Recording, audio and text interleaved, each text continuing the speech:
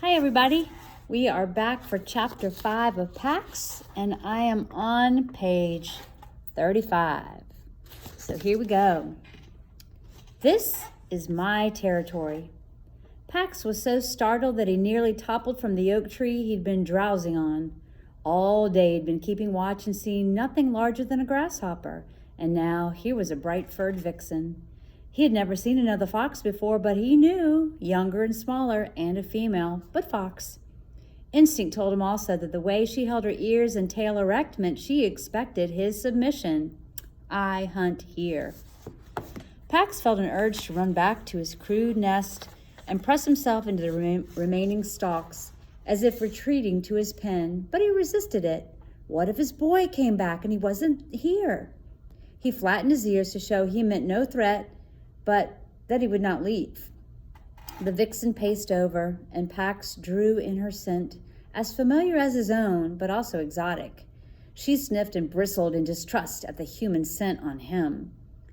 Pax had been born with that same instinct as well, but distrust is no match for kindness administered consistently and unmeasured, especially in creatures new to the world.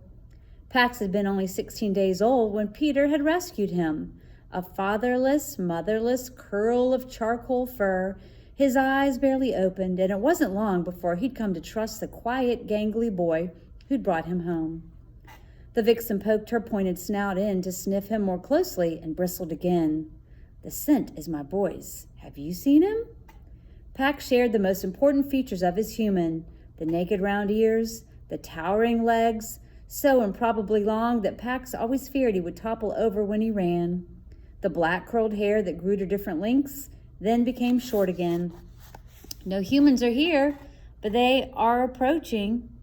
Just then Bristle's head rose as if jerked on an unseen wire. Her ears pricked, trained on a slight rustling in a nearby tuft of broom sedge. Her rear began to twitch, gathering energy. She sprang high and then, paws tied over her black nose, dived into the grass with a flash of white-tipped tail. Pax sat up, alert. In a second, Bristle's head reappeared in her jaws. In her jaws was a wood rat. She leaped clear of the grass, bit through the rat's neck, then dropped it to the ground. Orphaned before he'd been weaned, Pax had never eaten raw prey. His hunger rose at the blood scent, and so did his curiosity. He took a cautious step closer. Bristle growled, and Pax retreated to watch from a safe distance. He grew hungrier as she crunched bites. He thought of the brimming comfort of his kibble bowl, the pleasure of Peter's hand-fed treats, and the ultimate reward, peanut butter. He needed to find his boy. His boy would feed him. Before he could ask about the approaching humans, Bristle picked up what remained of the rat, a single hind leg with its long tail, and stalked off with it dangling from her jaw. Pax watched as she wove her way between the grass tufts, becoming only flashes of flame and white, leaving. He was swept by the memory of his human's car, roaring away in its stinging spray of gravel. Just before she slipped into a fringe of ferns at the wood's edge, she paused to glance at him over her shoulder. At that moment, a sharp snap from the fallen oak startled her. It was followed by a red streak of fur that hurtled from the dried foliage, flew over the weeds, and landed on her back. Pax flattened himself. He could hear the vixen's yips as she scuffed with her attacker, but they sounded more irritated than afraid. He poked his head up. Bristle pounced on a ball of fur and bit it hard. To Pax's surprise, a smaller, skinnier version of herself unfurled at her paws. Pax was stunned. Never had he suspected that foxes might soar like birds, whose swooping arcs were not like any movement he himself could achieve. The little fox flipped to his back and gave his belly in submission, but this seemed only to make Bristle angrier, her chattering now punctuated by jabs and nips. Pax bounded over, overcome by curiosity.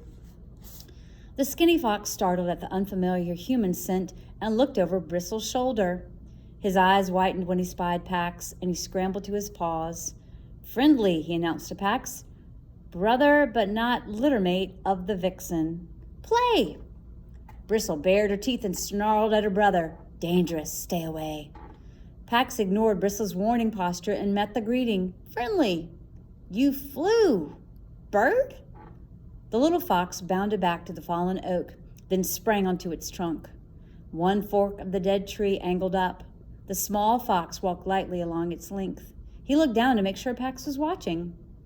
Pax dropped and tucked his paws under his chest, but it was hard to keep from leaping onto the tree to try it himself. He had climbed the walls of his pen, of course, but he'd never been higher than 6 feet.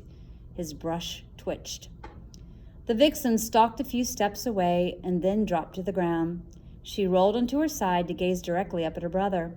Her love for him obvious now.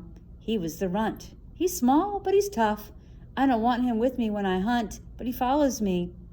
She tossed her head and growled at Pax, as though blaming him for her brother's play. The runty little fox stepped out along the branch, tail poised for balance, then coiled himself and leaped out over the heads of the earthbound foxes. He landed in a clump of burdock beside the road and then burst out, covered in burrs. He tore around in mad circles, as if soaring had filled him with an excess of joy that had to be spent through his legs, and then flung himself onto the ground to roll out the rest.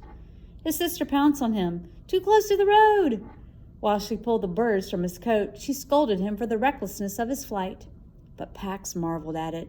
A good 5 full bounds he traveled without touching paws to ground. He would try the feat himself one day. When Runt managed to get to his feet, he lowered his head and nuzzled his sister. She knocked him back to the ground, only mock rough this time, and then sat on him, pinning him down. He struggled a little, but never really tried to upset her, and he protested only meekly when she began to groom him. Pax settled himself a respectful distance away. After a while, her brother now properly subdued and her irritation spent, Bristle retrieved the morsel of rat and dropped it in front of him. She lay down and began to lick her paws, then to clean her face with them. Pax edged closer, so low that his belly brushed the ground. The company of these 2 young foxes drew him, whether he was welcomed or not. Bristle stretched out in a patch of slanting sunlight. Her damp cheeks glistened like the pumpkin-colored wood of the table where Pax's humans ate their food, brilliant against the white of her sleek throat. Pax looked over at Runt, who was sniffing the spot where Pax had slept. His coat markings were identical, but not as vibrant. His fur was sparse and tufty in places, and his hip bones protruded at sharp angles. He reared back suddenly and pounced in mock attack. Pax watched as Runt tossed the toy soldier into the air and then pinned it down over and over. He had done the same thing as a kid. He trotted over and joined the game, and Runt welcomed him as though they had played together since birth. Bristle got to her feet. Bring it here. Her brother ignored her for a moment, but then, as if he had been judging the limits of his sister's patience, he loped over and dropped the toy at her paws. Bristle issued a throaty rattle at the soldier. Human, leave it. Home. Now, she ordered her brother. Runt leaned into Pax and braced his forelegs. Bristle sprang back to nip at her brother. He stinks of the humans. Remember. Pax was startled by the image she communicated to her brother then. A cold, howling wind, a mated pair of foxes struggling with something that reminded Pax of his pen. Steel, but with jaws and clamps instead of bars. The steel jaws in the snowy ground were smeared with blood. Bristle tipped her head to assess the sky and sniff the breeze, which carried the threat of thunderstorms from the south. Home. Runt lowered his tail and began to follow his sister. But then he turned back to Pax, inviting him to come as well. Pax hesitated. He didn't want to leave the spot his humans would return to. But dark clouds were rolling in, and just then thunder boomed in the distance. He knew his boy would not venture out during a storm. He didn't want to think of getting drenched by the side of the road, alone. He tucked the toy soldier into his cheek and set out after the 2 foxes. Bristle turned when she sensed his presence. One night only, human stinker. Now, you know, she's not really saying these words, but those words that are in italics, the print that looks kind of slanted, That's what she is communicating through her fox communication. Pax agreed. He would follow his scent back to the road after the storm. His humans would come for him then, and once he found his boy, he would never leave his side. Okay, well, if we continue following on this same pattern, the next chapter will be told through the voice of Peter. So what I would do now, I would go back and finish some work you were working on, and then maybe later go back and reread the chapter on your own. See you next time for chapter 6.